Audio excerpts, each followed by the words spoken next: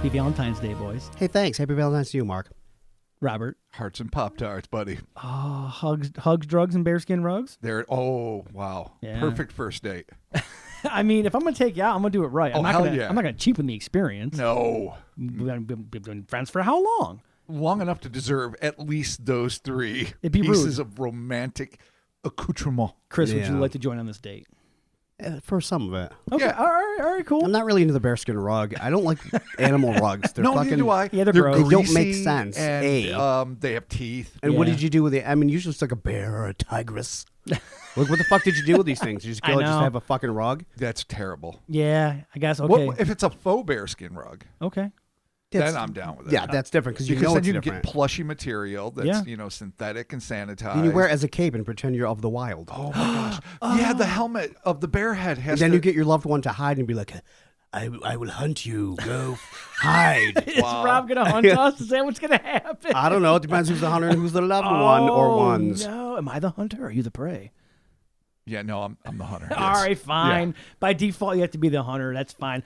Welcome to the Cryptonaut podcast. My name is Mark Storrs, and I'm joined by Mr. Chris Carnicelli and Mr. Robert Thomas Morphy II. Heckin' yeah. Thank you all so very much for joining us. As mentioned, yes, Valentine's Day, so get all your Valentine's Day stuff done. Hopefully, you've already got it done. If you don't, do it today. Order flowers, do chocolates, whatever. You could always do last minute. Last minute whiskey for when you fuck up and you have to drink yourself oblivion because you got fucking yelled at. Yeah, exactly. Yeah, you fucked up then. I am very lucky. My wife and I were like, you know what? We love each other. We know what's going on. We're just going to go out to dinner with the fam. We're going to have a good time. I'm going to buy her eyebrows at some point. There you go. Everything's good. All right, that's an odd thing to say. Microblading. It's a whole thing that the ladies do. Gotcha. It's like face tattoo stuff, which is pretty dope. So, there it is. Oh, okay. Happy V-Day, Nick. Patreon. Yes. That's how we're paying for them eyebrows there, boys. That's how you're paying for them. That's how I'm paying for them. Love's not free. Once the taxes are all paid up, we're going to be getting Mom a new pair of eyebrows. But Patreon is something that we offer. Robert, let's do some shout-outs for the good folks that support us every month. Mm-hmm. Beginning with John Pizza. John Pizza. Hell yeah, Great brother. name. I love it. Really, though. Derek Thompson. What up, Derek? Nelson. Both of them? Like the twins? Yeah. It's the Nelson brothers? Mandela. All right, Nelson, love it. John Oz Tucholsky. Where the hell am I now? Oh, John Oz Tucholsky. I got it. Classic name in the classic mold. A good Irish boy. Yeah. Yes. Clearly. Yeah, you can tell. County Cork. Born and bred. Happy Valentine's Day, John Oz Tucholsky. There you go, buddy. That's for you, buddy. Nikolai Gall. What up, Nikolai? James Chichester. James, thank you. Jeremy Reel. What up, Jeremy? Gertie Bird. Oh, shit, Gertie Bird. I've talked to her a couple of times on the Grams, actually. What's going on, Gertie Bird? What up? She's super cool. Awesome. Totally. I mean, I didn't doubt it, but your confirmation really helps. What up, Gertie Helps Bird? sell the Gertie Bird. Yeah, now I believe it. I didn't at first. Yeah, no, at first I'm like, is it my instinct sending me, incorrect messages? Yeah, this person's clearly fake. Yeah. No, Mark confirmed it's real. Dude, when I talk to him on the Gram and then they shoot a thing for Patreon, I'm like, oh, shit, what up? Working the magic. I love it. It's awesome. Thank you. Tyler Carico. What up, Tyler? Within the Mist podcast. Oh, Within the Mist podcast. Oh, that's mysterious. I like it. Okay. Definitely mysterious. I like it. Ryan Barnes. Yeah, Ryan Barnes, what up? Ghost Blue Nightmares. All one word. Nightmares with a K. Ooh. Like a warrior of the Ghost Blue nighttime terror place. I'm down. Yeah, dude. it could be anything. It's clearly an anime thing. Yeah, totally. Do it. G Blue K. That's how they'd write it modern days. I love it. Dan Allen. What up, Dan Allen? Matt motherfucking Owens. Hell yeah, Matt. Thank you. Felix Jalen. What up, Felix? Maybe Jelen. Jelen. We'll figure it out. Yeah.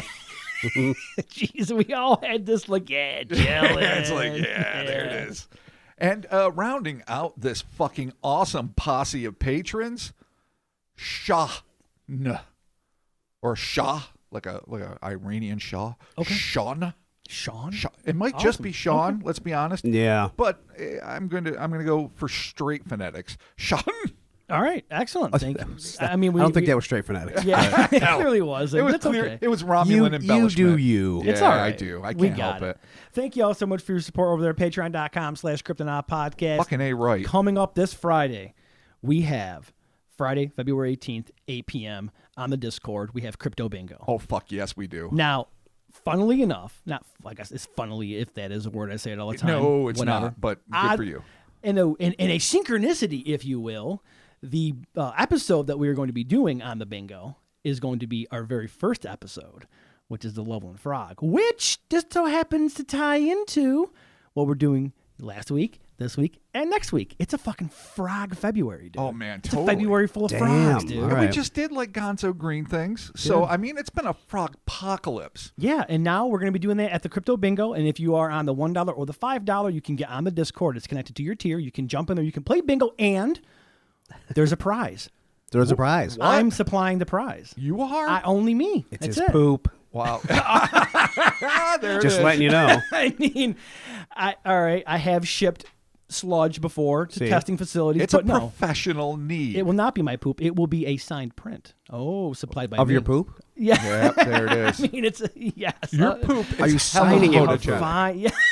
Yeah. I'm gonna make you all sign my poop print with your own poop. No, we do blood, you do poop. Oh, okay. Cool. Just boy. complete It's just a a whole- disaster. it's of- Yeah, completely. A it's a whole- bio disaster. Just make it a curse at this point. It's just a prize of hepatitis. Oh, Yeah. it's so gross. So if you win Crypto Bingo, man, there's a prize there for you. You should be sure to check that out. But yes, as we mentioned, Frog February. Holy shit, we are doing it this week. We are right back, making it happen with the Loveland Addendum Part 2, the myth of the frogman and the flying saucer. In the 67 years since the first encounter with the Loveland Frogmen, what began as a little-known case on the fringes of Fortean lore has evolved into a pop cultural phenomenon to rival even the most notable cryptids. But as the decades have elapsed, the stories, like a game of paranormal telephone, have become twisted and convoluted to the point where it's become difficult to discern fact from fiction. We are going to do our best to help remedy that situation and set the record straight on the legendary Branch Hill encounter of 1955. The one and only. Are Whoa. we retconning shit? Oh, we're not retconning. Okay. Is this a soft reboot? It is not a soft reboot. Are there going to be toad men Ah, and yeah. gliding saucers? Oh, boy. All right. It's Okay. just frisbees and toads. Let's be right. Frisbees and toads. Frisbees and toads. See you next week. Oh, my God. New title. right, Immediately. What we're really just trying to do is go back to the basics and the facts and set the record straight. So no retconning, no soft reboots, just the goddamn truth. Right. All right, man. I mean, I'm ready for fucking phase 2. To the best of our fucking ability, Let's- mind you. All right.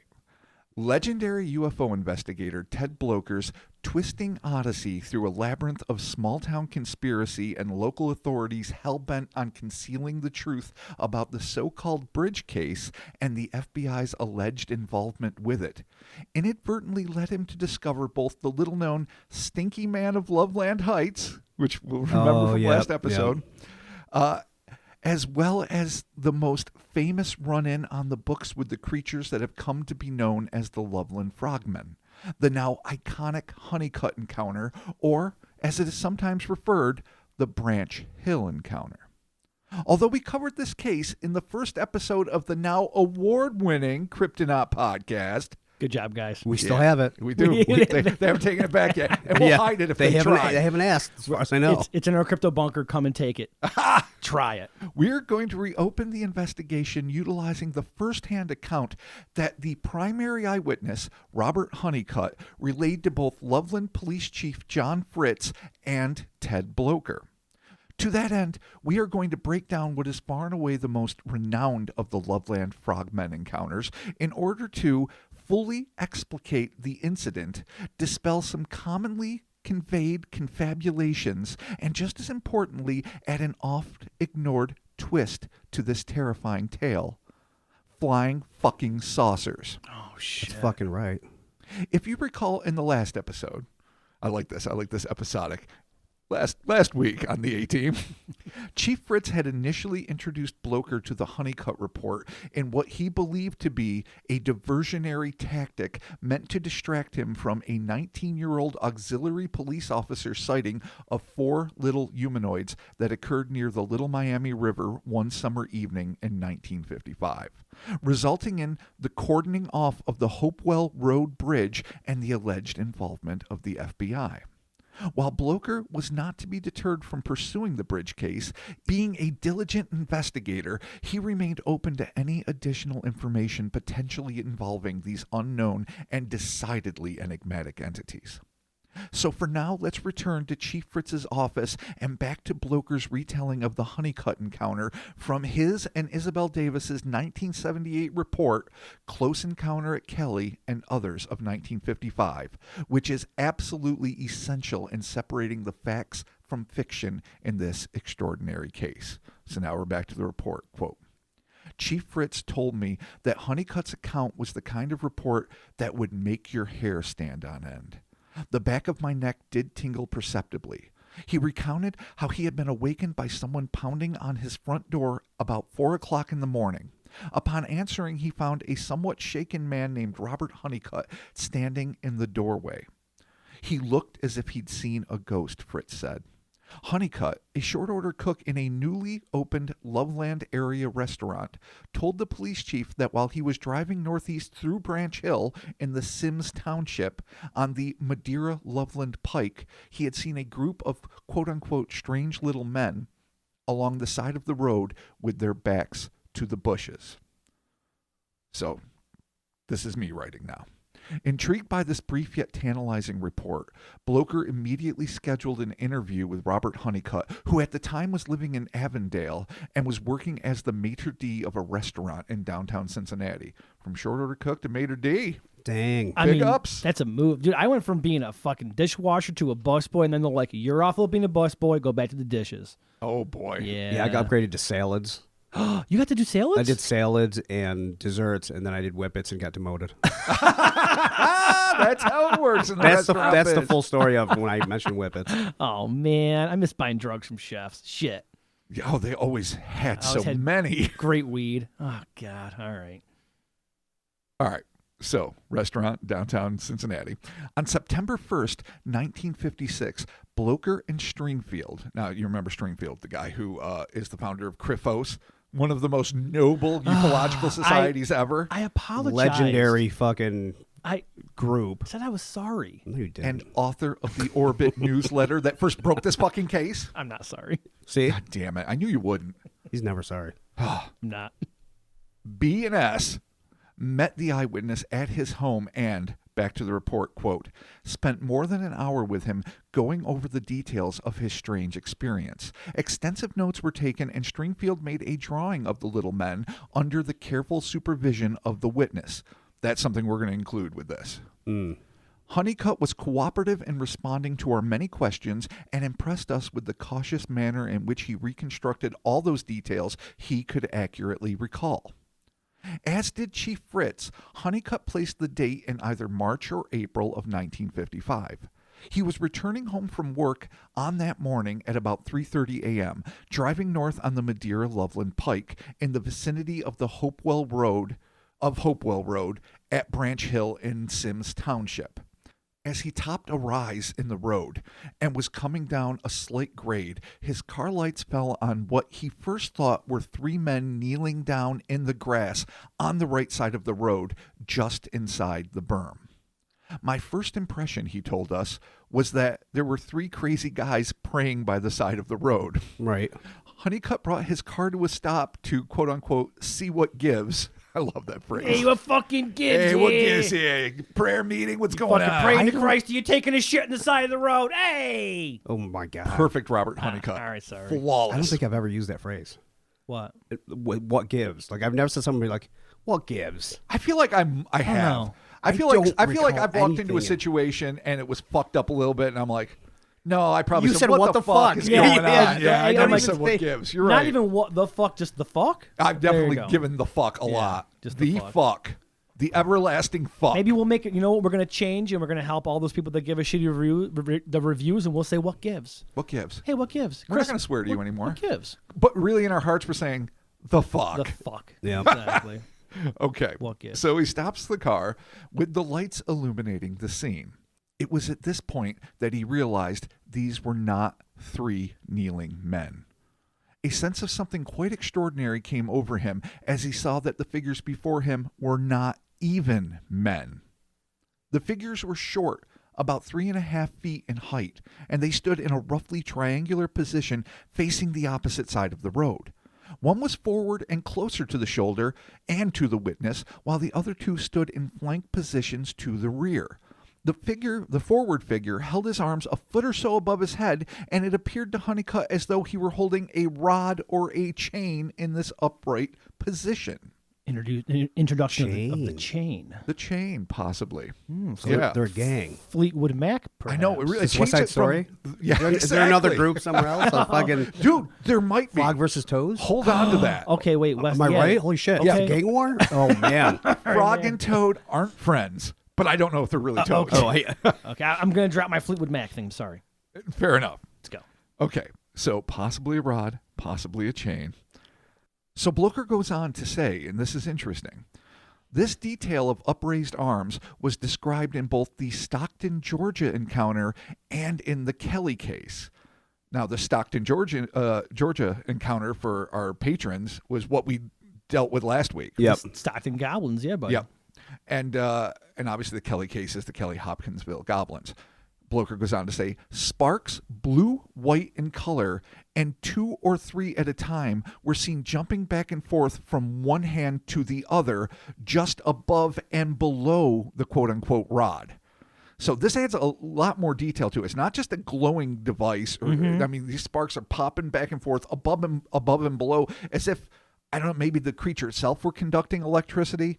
It's difficult to discern what's going on. Yeah. Form of arc welding, perhaps? Maybe. There you go. What's he welding? The chain? Is he fixing his chain? He's turning the chain into a rod. What up? It was Honeycutt's impression that the beings were concentrating on some spot directly across the road, although he could see nothing unusual in the woods to the west of the pike. Honeycutt said he had an impression that he may have intruded upon some kind of an operation, quote unquote. Asked to explain, he said that when he realized the figures weren't praying, he got the distinct feeling that the forward figure was using the implement in his hands as a signal to someone or something in the woods on the opposite side of the road, although he could see nothing in the darkness along the sparsely settled section of Branch Hill. So it's like a flare?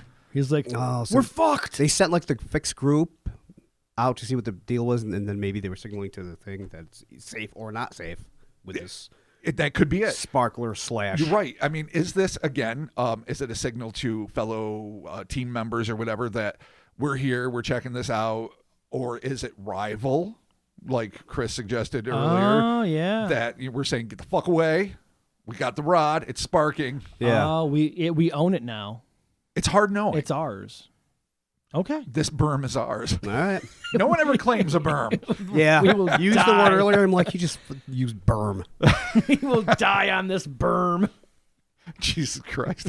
I hope I never have to hear that Sweet phrase. berm, dude. Oh, Bro. my God. Meet you at the berm, dog. And so I add, this begs the question, what was potentially staring back at them concealed by the woods across the road? Could it have been an earthborn predator like a feral dog or wild pig? Perhaps it was more of their compatriots. Or did they, in classic science fiction fashion, have with them a creature infinitely more dangerous than anything that might be found on our already brutal blue orb? As in, like... A fucking rancor? What was the movie, the Don Dohler film?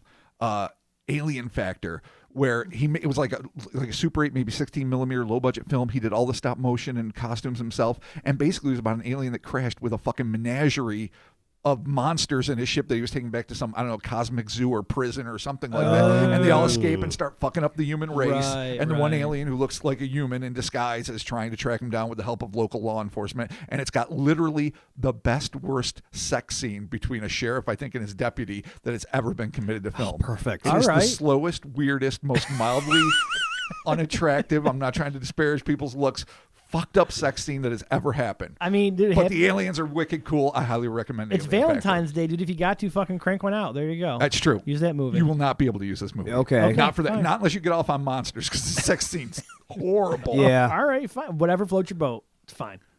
Bloker continued, quote, as Honeycutt got out of the left side of his car, the forward figure lowered his arms near his feet and appeared to release whatever he had been holding. To the witness, it looked as if he had tied it around his ankles. So like a little ankle holster. Yeah, we brought this the up, electric dude. blade. Yeah. Then, as Honeycutt stood by the left side of the car, all three figures simultaneously turned slightly toward their left so that they now faced the witness. And I can't help but like see them move as if they're like stone statues, and they all just go shoo, and they're all just looking simultaneously in that magical movement way that makes you want to throw up in your mouth. Like some mirror men type shit. Exactly. Yeah, creepy. Yeah. Motionless and without a sound or change of expression, they stared directly at him. In the car lights, Honeycutt was able to observe a number of details. And I add, here is where we get the most thorough and presumably accurate description of the creatures seen by Honeycutt that evening. Quote, this most extraordinary trio was made up of three humanoid figures of grayish color, approximately the same shade of gray for their heads as for their quote-unquote garments. Fairly ugly were the words Honeycutt used to describe them, judgy. A large straight mouth without any apparent lip muscles crossed nearly the entire lower portion of their faces, an effect which reminded the witness of a frog. And here's where we get into it. This single, almost throwaway observation, this is me writing again, by the eyewitness would prove to be both the most enduring and vexing for future Fortean investigators. Enduring due to the fact that this lone comparison saddled these vaguely frog-like fiends with their now iconic moniker. Vexing because this would lead to a host of misconceptions regarding the actual appearance of the beings, with many considering them to be bona fide human-frog hybrids in the mold of Estonia's Juminda entity, which we dealt with in the Gonzo Green things. An error only exacerbated by a spate of 1972 sightings dealing with actual amphibious anthropoids, which we'll be dealing with in the third and final episode of the series next week, so I'm going to leave it at that. This accidental commingling of accounts, combined with the visually evocative nature of the Appalachian frogmen, has led a host of subsequent cryptozoological chroniclers to unwittingly conflate the 1955 sightings with those that occurred 18 years later, resulting in a hodgepodge description of the entities in question, a misrepresentation that only became more entrenched in the internet era as writers, including yours truly, inadvertently helped to perpetuate these confabulations. But for now, let's get back to our attempt to set the record straight with Honeycutt's actual description of the creatures as written by Bloker. It was all a lie. It was all a lie. It was all all of us on the internet fucked it up. We kept doing pictures and articles and everything. We're like, no, this is it. And now we're here to fucking correct this shit. We're correcting our mistakes. One of the most stolen we were wrong. frogman drawings ever. Now, granted, it's based on the 72 guardrail hopper. Again, we're going to deal with that next week. Is out there, and I firmly believed it. And, there were authors of books that wrote that beforehand, and that's where most internet researchers got their information back then, and I guess now, except now it's more incestuous. You just get it from other fucking websites. Yeah. But yeah, that was part of the problem, because nobody, I don't think, was intentionally lying. I think you hear they're frogmen based completely on the fact that they have a wide mouth, and suddenly when you compare it to the later sightings of actual lizard people type things, it becomes, this is just a through line of the same creatures living in the same river doing the same fuck-sucking thing, when in reality these fucking things aren't frogs. And I think I busted that hard kernel of truth a couple pods ago when we were talking. I'm like, They're not frogmen. Oh, you did. That's right. Yeah. At It least- was you and I. It was you and I had an episode that we did, and you were like, "They're not frogmen." The I mean, 55 frogmen weren't fucking frogs, and it has to be said. we perpetuated the myth long enough. We've been a part of the lie. We are here. Oh, we are the lie. You know, we're taking a big risk. Okay. Now we're part of the truth. Oh, man. Yeah. it's Frog truth. Secrets of truth, right? The purest truth. Okay. All right. Well, let's see what happens. Back to Bloker's description of Honeycutt's description. It's convoluted. The nose was indistinct, with no unusual feature that the witness could discern. The eyes seemed to be more or less normal, except that there were no eyebrows. The pate was bald and appeared to have rolls of fat running horizontally across the top, rather like the corrugated effect of a doll's painted-on hair, except there was no difference in color. Oh. So I always kind of imagine like little, Yeah, I can see like- that now. I can like see little that. snakes of Play-Doh that you just lay You across see the and rigid, blend. yeah, Yeah, yeah. just like fat lobes or whatever. Fat lobes or whatever, maybe skull lobes for all we know. Oh, skull lobes. But we can't forget all of this is gray. Same shade of gray. Are they Okay. wearing a shirt? Maybe. It's skin tight and the same color as their face and hands. Okay. Are they, well, we'll get to the bottom half. Are they wearing pants? Maybe. Same color, though. All gray, all day. All gray all day. There you go. All right, continuing with Bloker's words. The most remarkable feature was the upper torso. The chest was decidedly lopsided. On the right side, it swelled out in an unusually large bulge that began under the armpit and extended down to the waist, giving the figures a markedly asymmetrical appearance. That's probably their most famous attribute, The big lump. the big Yeah, yeah. side Oh, lump. Okay. The arms seemed to be of uneven length, the right being longer than the left, as though to accommodate this unusual feature. The lopsided torso seems to be a detail unique among humanoid reports. No other example has yet been found that matches it. Honeycutt saw nothing unusual about the hands. Again, normal hands. That takes us back to the Juminda thing. He had a lopsided thing on his chest, even though it really looked seriously frog-like, and normal hands. Yeah. Oh, it's fucking weird. It's bizarre. Yeah, maybe it's another example of that alien species just landing in, the iron behind the Iron Curtain. And having fucked up body, but normal ass hands. There it is. There it is. I mean, it Fluttery happens. feet. There it is. Okay. Although he could not say how many fingers they had, which I get. You're looking at the whole picture. You're probably not counting fingers. It would appear, this is my inclusion, that future descriptions of frog-like webbing between the being's digits were also a fanciful figment that was, intentionally or otherwise, added in other retellings to reinforce the amphibious attributes of these anomalous entities. So, again, I remember describing it originally, if you go back to the first pod, web fingers. These fuckers do not have that. Bloker continued with Honeycutt's description of the creatures. If the beings wore garments above their waist, they were tight-fitting and of the same gray color as the rest of the body. There was no line of demarcation to be detected between the garment and the skin itself. Below the waist, however, there seemed to be a loose-fitting garment of the same gray color. But Honeycutt was unable to recall any details other than the hips and waist appeared to be heavy.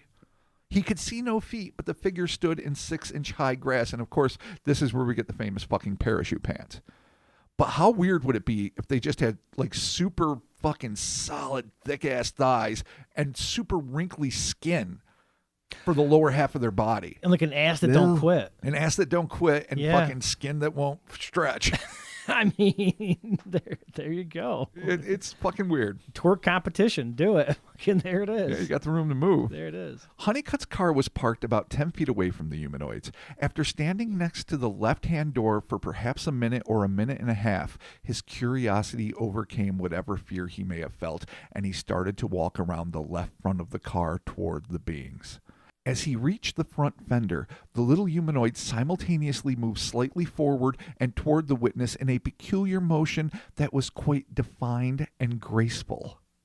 Honeycutt had the distinct impression that he should approach no closer. He said that no words were needed to convey this message. He stood by the front fender for perhaps 2 or 3 minutes more, too amazed by this bizarre spectacle to be frightened. So obviously it's the same description of the same thing. Is this a telepathic response? Is he getting messages like so many aliens are like, get the fuck, step back? I think that's but one of not those, in words, just feeling. like if you're approaching something, then something slightly approaches you. Yeah, you're kind of like, You're like, okay. That was the other option. I feel like that's a natural response. If you have like a standoff with a raccoon, you know what's going to happen. Yeah. You're like, all right, I'm going to be the But bigger I mean, can person you here. honestly prove raccoons aren't fucking telekinetic or psychokinetic? Not even kinetic. What is it? Telepathic. And trying to fucking tell you to get the fuck away, and you're taking it as like your own instincts and good judgment. Carrie Mullins could not tell unless us. it tells you. It's Yeah. like, bruh, I'm trying to telepathically talk. And then Dude, you're like, oh, sorry. Good evening, doctor. Yeah, Dr. Mullins, Yep. Carrie Mullins, dude. K. Malls. K. Malls, there it is. What up? So, again, I'm impressed with this guy. Honeycutt, like a born Fortean, was reluctant to leave these astonishing apparitions behind. He instinctively realized that this was a once-in-a-lifetime opportunity and was determined to take as much of it in as humanly possible. When he finally decided to leave, it was not out of fear, as has been so widely reported, but, quote, merely to get someone else to see these outlandish figures, end quote. But before he left, the rank smell of the creatures was suddenly replaced by another strong scent. According to Bloker, quote, getting back into his car, Honeycutt was suddenly aware of an extremely strong and penetrating odor. It was most noticeable as he drove off. He compared it to a combination of fresh-cut alfalfa and a slight trace of almonds. It's kind of specific. Yeah, I mean, real specific. Like alfalfa is alfalfa. I mean, it doesn't, I mean, it's. I don't even know if I've ever smelt alfalfa before. I mean, it's distinctly herbally, but in a way that like basil Pleasant. is basil. Yeah. like you're like Right. it's fucking basil. Like Okay. And I mean, Well, almond extract has got that, I don't know, vaguely like cherry taste. I can't swear that I know the smell of it. it's a weird smell. It's not farty. Yeah, it's not the shitty swamp smell Yeah. that the stinky little man of Loveland Heights had, or that the creatures under the bridge seen by CF had. Yeah. But they were stinky, and then suddenly, this little bit of, I don't know, essential oil gets fucking spritzed yeah, that's out, what it and feels like. Dude, they got the thieves. They got the thieves. Alfalfa, mango, almonds. Relax. It's lavender. Rub lavender on your head. It's you'll all of relax. this stuff. None It's of not that just stuff- lavender. It's aloe. None of that makes me relax. That's get angry. Makes me more. I do mad. like the peppermint. Because you Helps sit in a with the tub of concentration. footballs. Oh my God. No, relax. 20 footballs in my tub. You're not wrong. You're not I wrong. am never wrong. Go Bills. Continue.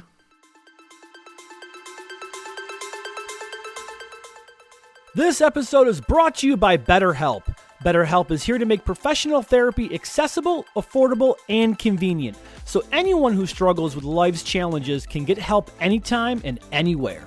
BetterHelp will assess your needs and match you with your own licensed professional therapist and get you connected in a safe and private online environment that is convenient, professional, and affordable. You can start communicating in under 48 hours. Check out BetterHelp.com/HellerSpace and get 10% off your first month. I've been using BetterHelp since December, and I cannot see enough good things about this service.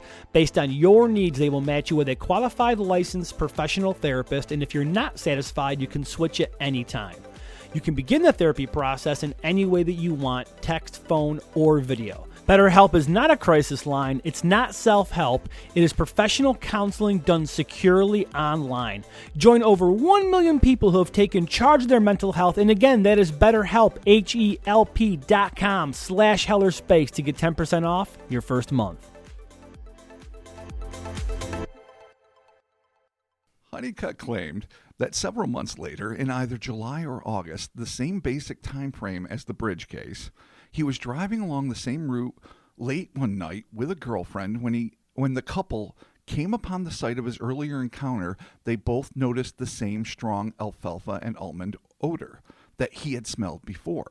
Honeycutt stopped the car to survey the scene in the hopes of a second run-in with these incredible creatures, but that was not to be the case.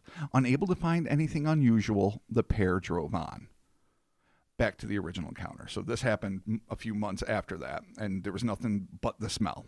So maybe it was something natural to that area. Yeah, plant of I mean, there's some no sort reason to that- assume. Like, he yeah. might have just hit the windows are down, he gets hit with the Yeah. smell, and because this other incredible incident is happening, he, indelibly associates them, but they might not be related at all. Or they might be completely. Who the fuck knows? I don't know. Yeah. Okay. So, following this freakish burst of fragrance, Honeycutt found that an experience that had begun with fascination was now quickly devolving into fear. According to Bloker, quote, only as he drove away past these three grotesques did the frightening implications of what he had seen begin to sink in. Although it was nearly 4 o'clock in the morning, he drove directly to the home of Loveland Police Chief John K. Fritz, who you'll remember from last week's mistake episode. number one. Yeah, don't go to this guy. Don't go to Fritz. Okay, so now it's me writing again. At approximately 4 a.m., the now terrified eyewitness arrived at the lawman's home and proceeded to pound on his front door. The moment he opened the door, the exhausted and perplexed Fritz was bombarded by Honeycutt's tale of bizarre little creatures, magic wands, and parachute pants. Although some skeptics believed that this was all an elaborate ruse to roust the chief and waste his time, it seems to me that this would be a piss-poor time to pull a prank on a well-armed lawman. Bloker described the chief's reaction to this late-night intruder, quote, Fritz, who knew Honeycutt, found it difficult to believe the story straight out. But he said there was no question in his mind that Honeycutt was scared to death. The man had seen something, and there's no argument to that. By getting close enough to smell his breath, Fritz was satisfied that there was no question of Honeycutt's having been drinking. He agreed to check the area and told Honeycutt to go home. Chief Fritz dressed, got his gun, and loaded his camera, and drove to the area indicated by Honeycutt. He made 4 or 5 passes along the road looking for signs of something unusual, but saw nothing out of the ordinary. Alone, with the details of Honeycutt's strange story fresh in his mind, Fritz acknowledged that he indeed felt peculiar. He also felt, he said, like he might be the biggest fool in Loveland. Fair enough. All right. Well, I mean, that's kind of your job, though, right? Yeah. I mean, he was kind of, he had nothing going on. Dude comes Yeah, out, he was panicked. sleeping. He went to Yeah. go check it out. Like, that's... He could have gone back to bed because he could have just dismissed it as pure absurdity. But he clearly thought Honeycutt was legit enough and right, that's- genuinely fearful enough that in case there was something, he wasn't going to miss the opportunity to be a part of it. For sure. Asked why he had taken a camera, Fritz said he wanted evidence in the form of photographs if he came upon anything unusual. Asked what he would have done had he encountered the strange beings, he replied that he would have gotten out of his car and tried to talk to them to find out where they're from. He added that someone has to do it sooner or later. That's fair. In his summation of this event and Honeycutt's presentation of it, Bloker referred to the short order cook's testimony as, quote, a credible account of an incredible encounter, end quote, going on to write, again, quote, although this report involves only a single witness, there are other points that argue favorably for its credibility. Robert Honeycutt was straightforward and cooperative in answering all of our questions about his experience and in helping Stringfield prepare a sketch of the humanoids. His manner was quiet and cautious, given to understatement in recounting the details. If he was uncertain about a particular point, he said so. Nothing in his presentation suggested that he was elaborating or lying. Internally, there was nothing in his story that was inconsistent with what Chief Fritz had already reported to me. Honeycutt's reconstruction of his encounter impressed us as being a careful recollection of his observation of strange, and unidentifiable beings. Beings certainly not native to Ohio, nor any other part of the world with which we are familiar. Honeycutt's initial response to the situation is also significant. He responded by reporting it immediately to the chief of police. This would hardly have been the case, and particularly at that hour of the morning, if Honeycutt had not been quite certain about what he had seen. Chief Fritz's account of his own involvement supports Honeycutt's report. It was evident that Fritz took the story seriously enough to get dressed and go out to the site to investigate. Honeycutt never sought publicity as a result of his encounter. The report came to our attention by chance, and it was Stringfield and I who sought the witness out. Once contacted, he asked only that his name not be associated with any published account of the incident. Unfortunately, this request was ignored by others, and his name has been a part of the published record for a number of years. Ah, That super sucks. fail. What are you going to do, I guess, know. at that point? The temptation to dismiss Honeycutt's story because it is so strange is understandable, but such encounters with strange and unidentifiable life forms continue to be reported in great volume. Only by carefully examining these accounts and those who make them can we find the clues to the nature of the phenomenon, end quote. In a riveting revelation, again, my writing, which potentially changes the entire nature of the 1955 incidents, Honeycutt, who was still laboring under the impression that the now notorious Branch Hill encounter occurred in either March or April of 1955, confirmed that there had been an all too close encounter between 4 flying saucers and members of the Loveland Ground Observers Corps post on the same night he had encountered the little men. Oh, shit. That's fucking crazy. All right. Tie it together, Bobby. As if that weren't intriguing enough, Honeycutt claimed that the UFO sighting had been reported in the next edition of the local newspaper. Chief Fritz, also assuming that the March-April date was correct, could not find a copy of the police report or the press story in his files. But in a beautiful piece of investigative research, Blocher was able to unearth the article in the morgue of the Loveland Herald, allowing him to precisely date Honeycutt's encounter to the wee hours of May 25th, 1955. Solid fucking forensic investigation. Yeah, fucking blokes. Shit. No doubt. The blokes. According to the newspaper account, which was published on the 2nd of June of the same year, no less than Civil Defense Director Frank Whitecotton's wife and another unidentified woman were manning the Lebanon Road watchtower for the GOC on March 24th, 1955, when they had a spectacular run-in with a small squadron of soaring saucers. The unidentified woman and Mrs. Whitecotton, I hate that they don't give her first name, but 55, a highly qualified aerial observer who had logged more hours in the observation tower than any other member of the GOC, were on watch when, at exactly 7:48 p.m., the tower they were occupying was strafed by one of a quartet of fast-flying discs that were scorching past in formation heading to the north. The event so terrified the witnesses that, after making an official report to the Filter Center of Columbus, they ran from the tower in abject horror, leaving the door wide open behind them. And they didn't take a shot. No shots to be taken. Oh, my God. What do you think they're armed in this watchtower? We talked about this last episode. This is how you stop the spread of communism. I You know. take shots at UFOs in the air. Well, they probably... And then Russia can't win. It's how you beat the Russians. But Russia didn't win. I mean, yeah, they might win this is how now. this is how you stop them. Okay. I'm just saying. Chris agrees. No, Ah, shit. I really don't. I was close. All right, whatever. I was close. Are we done? Are we done relitigating the Cold War store style? You gotta let him get his violence in for the pod. Listen, it's always one part where he's like, you gotta kill it. You gotta shoot it. You just gotta take a shot at it. That's all you gotta do Gotta give for it a America. stunner, rip it apart. Yeah, give it an RKO. Dude, you can't shoot a fucking suppose you could. Suppose what they had, they Yeah, had 38 snub nose on them, or maybe even an anti-aircraft fucking gun. This shit is like inner fucking galactic. Yeah, it's gonna fuck you up. All right, Let him have it. just give it to me. It's Valentine's Day, for Christ's sakes. Fine. Tubble Thank you. footballs. They should have shot it. Let him have his tubble footballs. They should and have his hucked all the balls blasters, at his it. pauldrons. Through the footballs and the pauldrons. Jetpacks, those cool wrist things they have. Just Velcro the football right onto your fucking shoulder. My It's my pauldron.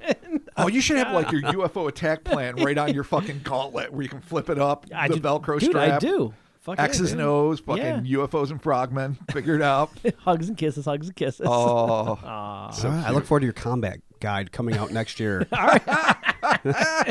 Now you have to do it because I just announced it. I'll put it out. It'll be a pamphlet available to 3 pages. Available to patrons. as triple a, spaced. as a PDF. I'm going to make this and not even include your input on it. And then you're just going to put it out. I'll illustrate. It'll be fun. All right, cool. I'm ready. Awesome. As a result of their bizarre report, jets were scrambled to investigate the UFOs, but what they encountered in the skies above Ohio, if anything, remains undisclosed. Actually scrambled jets. Wow. Okay.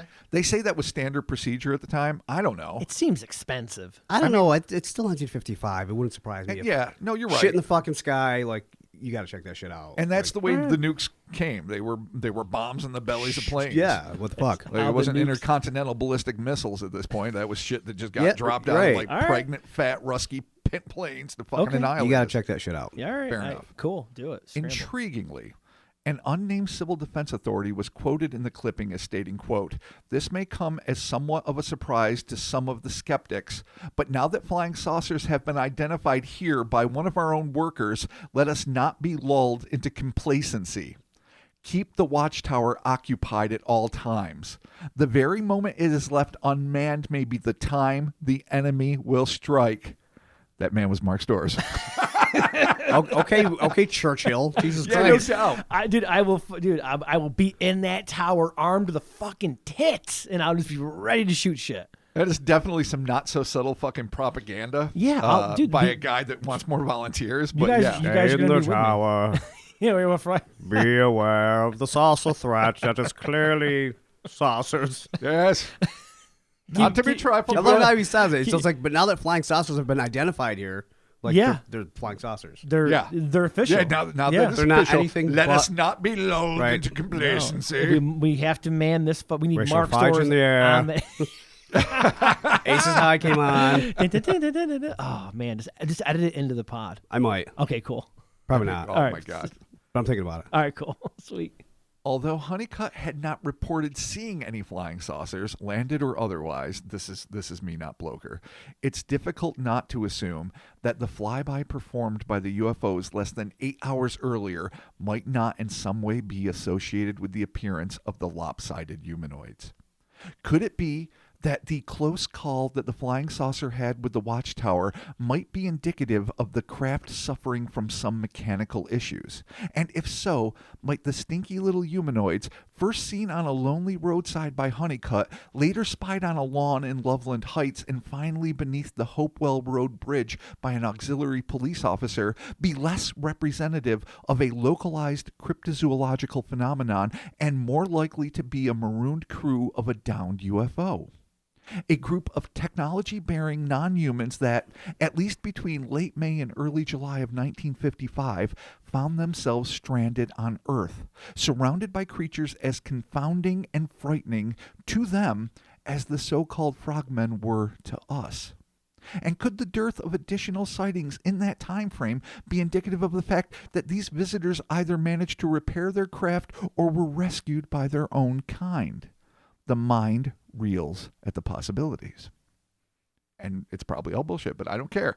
Stand by that. We're all reeling. We're Wait, reeling. Are we the monsters? We're always the monsters. Oh. Isn't that's what Rod Serling was trying to teach us shit. all along. Okay. We're the monsters unless you're a giant bulbous-headed thing that wants to cook humans and it's a recipe book. Yeah. In which case, they're the monsters. And you're the meat.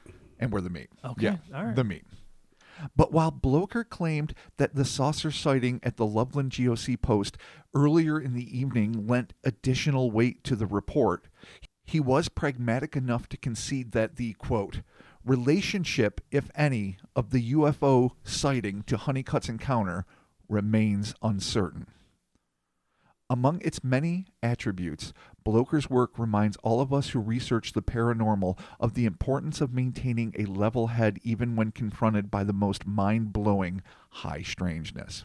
And that ends the 1955 portion of the Loveland Addendum. The Wow, full-on there it is. deep to the dive. best of our ability. All right, so I mean, we've definitely dug in here pretty deep, and we have taken the misconceptions that we are all responsible for, except for maybe Perpetuating. Not I'm no, totally Chris- not. Yeah, Chris has Kristen- never spoken a word He's- about a frogman Nope. outside of this podcast. Chris is Never. actually innocent in this entire. Completely. You and I Yeah. are We're definitely big fat fucking liars. Yeah, no, we are. No, we Yeah. are. We are. Okay. We're throwing frogs everywhere.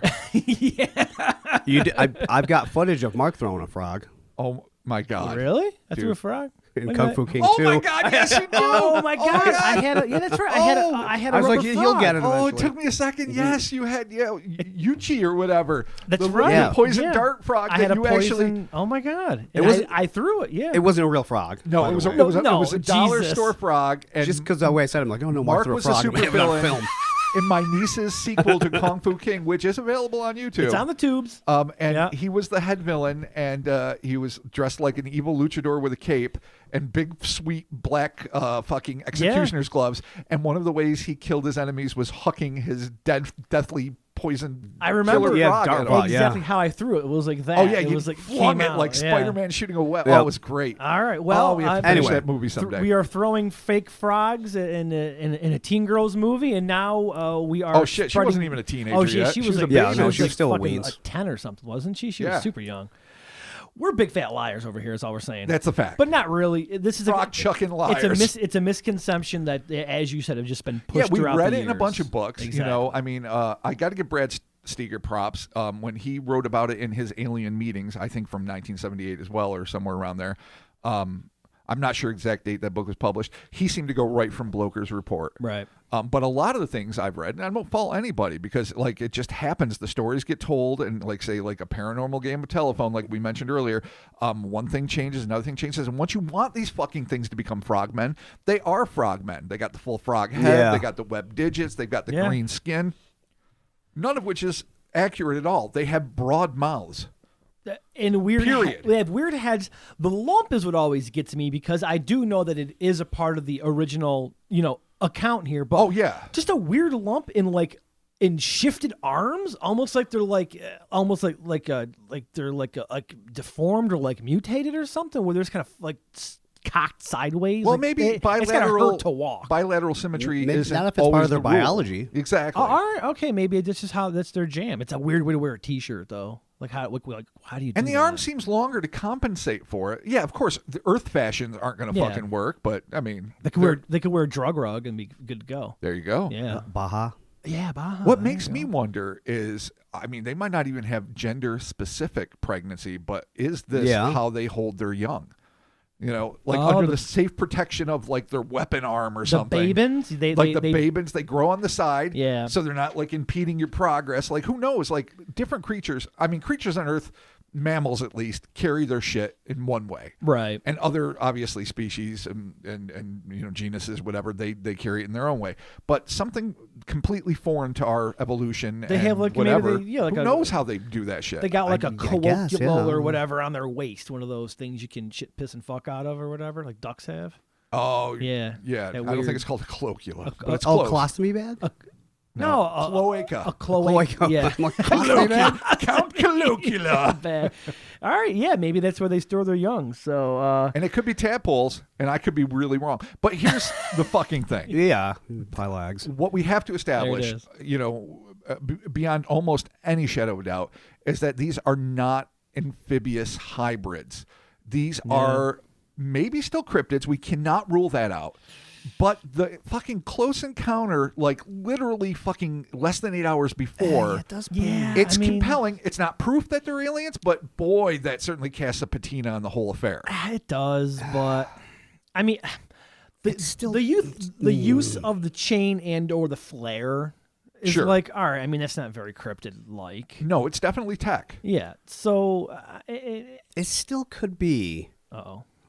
Let's hear it. I'm I waiting. don't even fucking know. Seeing as I was looking at Dave fucking before with white cotton is still there's a lot of missing things obviously. But Sure. there's- Oh, a ton. I still feel like there's.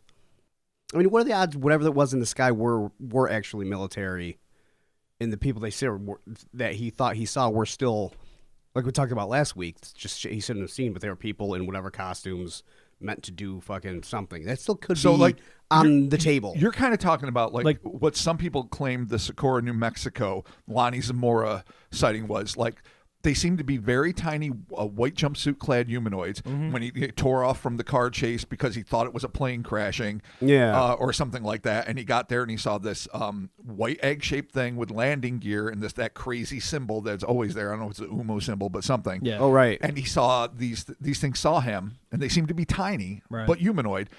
They ran back into the ship. Unlike most UFOs, a burst of flame shoots out. He ducks down for cover because it's hot and dangerous and loud. This thing takes off. There's the theory that this is an extraterrestrial craft that was suffering some sort of problem. Its occupants came out, tried to fucking fix it, managed to do enough to get away. Other people are saying that these are representatives of the United States government, that they just look short, maybe because of the distance, and maybe they weren't terribly tall, and that Right. this was like super high-tech American, space program bullshit. Though that hasn't borne out in the sense that nothing has come out at all. No, matter right, how many, yeah. how many decades right. later. And so in the same sense, what you're suggesting, Chris, is possibly the craft that scared, Mrs. White Cotton and her buddy into leaving the place, even though she was the most dedicated, watcher up until that point. Yeah. Were actually American issue. I mean, it could be craft. But here's the thing that throws off. Like I can buy that white jumpsuit clad humanoids that are seen at a distance. You can't really judge their height. There's no reason to presume they're not human except for their smallness, supposed smallness. These things were seen close up, semi-close up by CF in the bridge case, which I still think is definitely not fully represented. We broke that down thoroughly in the last episode. Mm-hmm. But even closer by fucking Honeycutt, and he saw something decidedly non-human. I mean, if it was... According to his count, yes. But, I mean... If it was some kind of containment suit, though, or something that somebody would wear, he was there for at least, 3, 4, 5 minutes, something like that. I'm trying to think, he's right there 10 feet away. Yeah, but just the headlights are boring holes into him. I just imagine if you just didn't see... ever see, like, a radiation suit, like silver... or even like the old school like fireman suits. Yeah, and that works for the Falkville Metal Man. Or even like a tie. But that doesn't work for. I can fully see the face. I can see the lumps on their head. I can see their mouth. I can see their nose. I can see their eyes. There's no apparent line demarcation of clothing on their upper half, and their bottom half seems to be wrinkly pants. Sure, I understand that that's his account, but that also has to assume that he's 100% accurate in that description. You're absolutely right. But even if he's 65% accurate, it's still doesn't leave room to me for a fucking radiation suit. Okay. Yeah, I don't know about that. I know I do. I do in the sense that, yes, I'm throwing figures out there like it's willy-nilly. Depends what this 45% that right is. Yeah, all right, but even but if it's 65%, you can nitpick it and really two noticeable eyes, a quirky little nose, a big fat broad mouth, a lumpy corrugated lined head, a super long right arm, a shorter left arm, a distended fucking torso, and like thick thighs with like wiggly skin. No, listen, I get it. I get all that. Like, I'm just saying. He would have to be so wrong to confuse that for any human being in a suit. Like, the helmet alone. Helmets don't show fucking face. It didn't say that he saw this distorted face through a mask. It was just the fucking face. Yeah. Right, whereas if it was like a Tyvek or something, you'd see a zipper and you would definitely, there'd be boots, there'd be gloves, there'd be some sort of like face, like shield area. You're a face. I am a face. You don't know what they were working on post World War II. Like maybe they were working on some sort of dope. Fucking who knows? Scary mask. Okay. All right. Yeah. We're in Scary Maskville. Now, if you wanted to tell me, this is how they spread communism. These are mole people, and this is what you look like under the earth. And you have your side babies, and you have your squinty little eyes and your wrinkle heads, so you can bore through the dirt. And the United States was trying to create a treaty with the mole men. Okay. And they were letting them fly their UFOs because the mole men are like, yeah, dude, we'll fucking give you oars. Just let us fly in your sweet fucking semi UFOs. And of course, they don't know how to drive them for shit. They crash. The FBI has to come and rescue them, but before they get there, they're fucking around on the side of the road with their fucking wand, I don't know, talking to fucking Johan in the woods or whatever the fuck they're doing. Yeah, it's probably Johan and Pee-wee. And Johan and Pee-wee, yeah, and the Smurfs. Yeah. And so fucking all of these things are coming together. Like, all right, I'm with that, but that still means they're fucking weird. I just can't. No, they're weird as fuck. Either Honeycutt is dead up lying. If he's telling the truth, and even if he's inaccurate in some aspects, but still telling the truth of something he saw within 10 feet under the glare of his headlights, then they just can't be fucking people. It seems like he, as you mentioned, and as we talk about all the time with these cases, he doesn't stand to gain anything besides pissing off the fucking super sketchy police officer, Fritz, or chief that he goes to talk to. Yeah, he did not want his name associated with it. Yeah. No. This is not a big deal to him. He never turned it into a book deal. And then this deal. falls all under the whole Fritz cover-up thing, dude. Definitely. Yeah. What does Fritz know? Fucking White Cotton. Something's going on. I'll never figured out. To go back to Fritz and White Cotton, though, what's interesting is that it's obvious they weren't told to kibosh everything. It is specifically... Well, right, because Fritz investigated...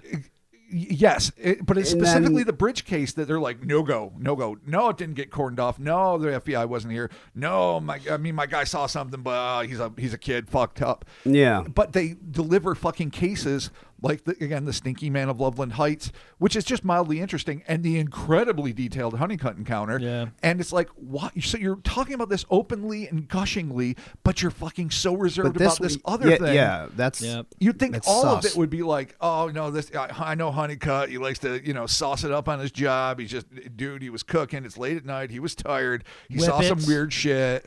Exactly. Doing whippets with Doing Chris. whippets with Chris. So getting demoted. either they knew what the other things. It seems like they either knew what the other things were, and apparently they weren't a threat because they didn't give a fuck about talking about it.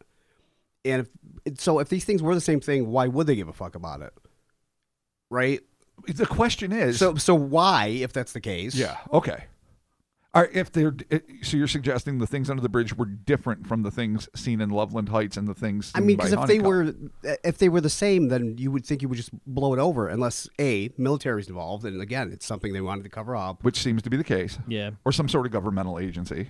Yeah, or they're just different, and things just kind of felt kind of weird, and they didn't know about them, and it was something. It seems to me that the crux of this is, I'm not willing to go out so far as to suggest, because it seems like the little guys described by CF in the late June, early July sighting of the bridge case, as it's called, are at least vaguely similar to the Honeycutt humanoids. Yeah.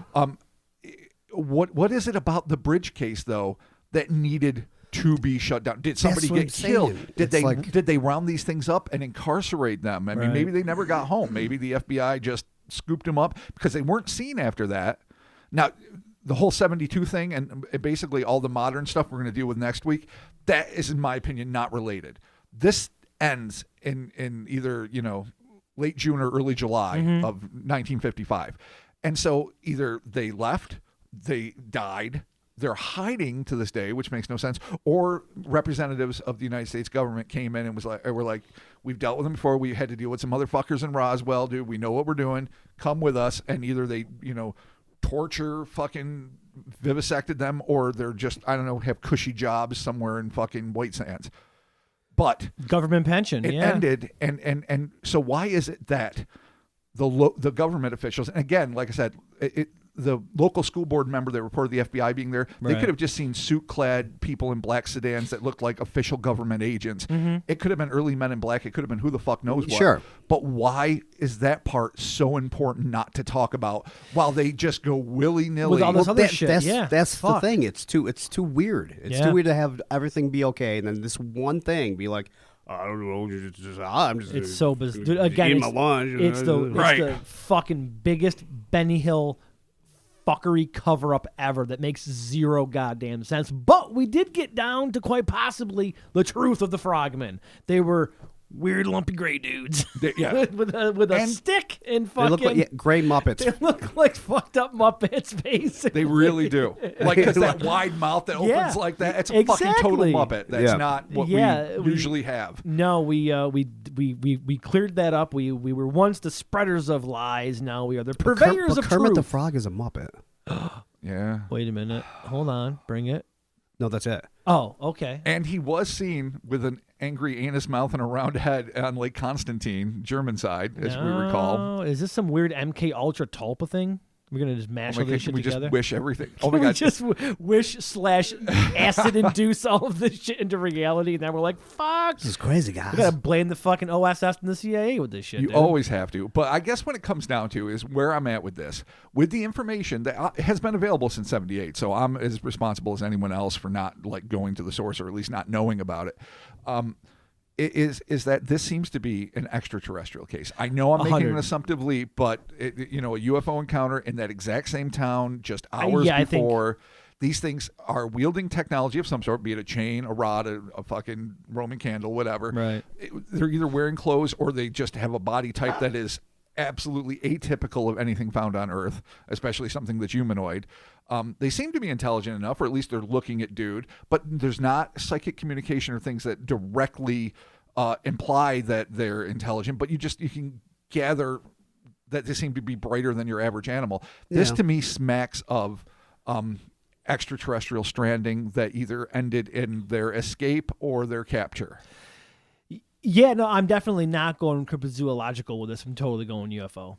So, and Yeah, especially with the almost overwhelmingly evidential fucking thing that the government just seems like they're involved, like for they sure. knew something. For sure. Yeah, and- But the big twist on this is that does not remove the cryptozoological entirely. No, none of it No, does. you can't. Well, because the legend of the frogmen goes back to Native American lore, and that's what we're going to be dealing with next week. Oh, From okay. ancient mythology to the 72 sightings that were also the second probably most famous spate of sightings in the series, even though they're not directly related except in terms of geography, to even more modern encounters, including the Pokemon Go photo and a few others. So what we're basically going to deal with next week is the potential that there is a separate, in my opinion, cryptozoological phenomenon wherein there are perhaps amphibious humanoids living in this area and have been for a very long time, and that somehow the two things got conflated, but that just makes this place all the more interesting and all the more rife with high strangeness, as if the Ohio River area wasn't already fucked up, which I love. Shit. All right. Well, there you have it. Come back next week for the Loveland Addendum Part 3. It is a froggy February, boys. Mm-hmm. Oh, indeed. Indeed. Or not so much this week, but it's coming back. Well, look, we're covering all the. Listen, we got all the frog bases. We spent a lot of time with disinformation. We're atoning for our sins. Now we're here with the truth of the information. We're always going to do our truth best. information. We're come here with the truth with more shitty takes on it. Exactly. Well, that's us.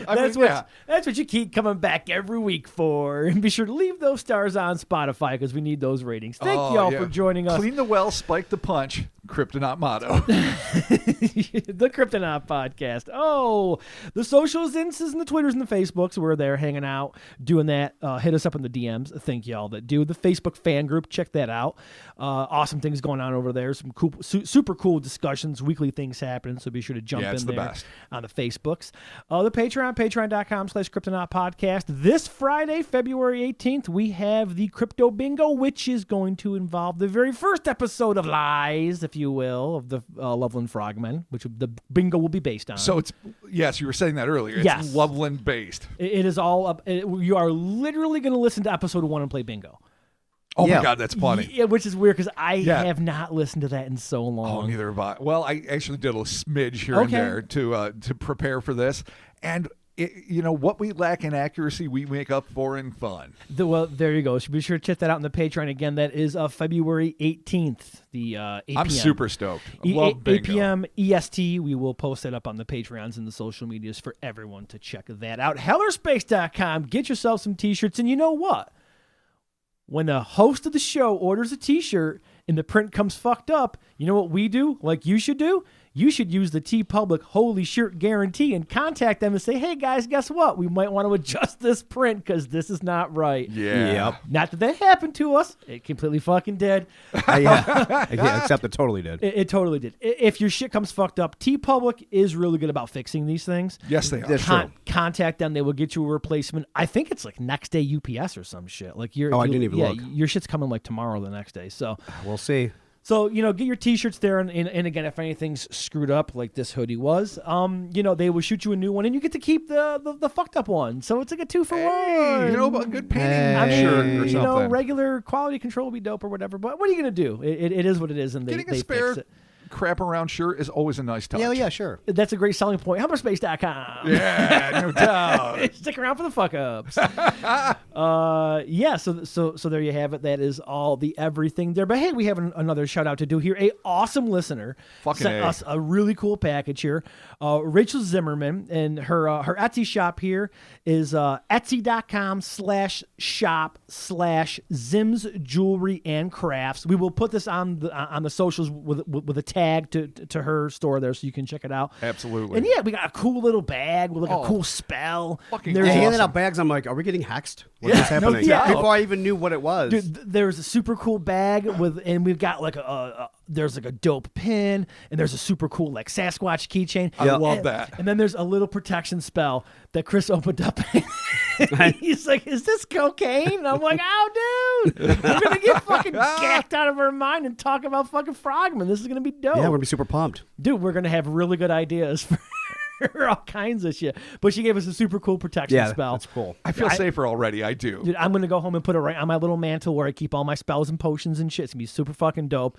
And thank you, Rachel, for sending that to us. It's super cool. And the cool little shot glasses that are from Kecksburg. Yeah, dude. Once I saw it, I'm like, you fucking, and that's where the Zim is from. Yes, exactly, from Kecksburg, that's PA. wicked. So thank you so much. The craftsmanship is awesome. The thoughtfulness is brilliant. The satchel is fucking dope as shit. It looks awesome. Love satchels. It is I do cool. too. The keychain, super boss. Like it's Patty all the way. I think that's what they call the Patterson Gimlin Bigfoot, right? Yeah, yep. And it's fucking wicked. It is dope. You did great. Thank you so much, and thank you for that sweet token. We really appreciate it. Yeah, it's so awesome. We appreciate getting gifts from our good listeners. It's super fun when the mail girls send me a text message. They're like, "Mark, you got some presents." Every time you say shit. mail girls, I feel like you're like old Bob Barker, and you're talking about like your female co-host. I know. When the mail girls come and they tell us we've got a new package, we're coming down to check it out. It'll be great. I am going to get a picture of me in the mail girls because they do such an awesome job of handling our mail.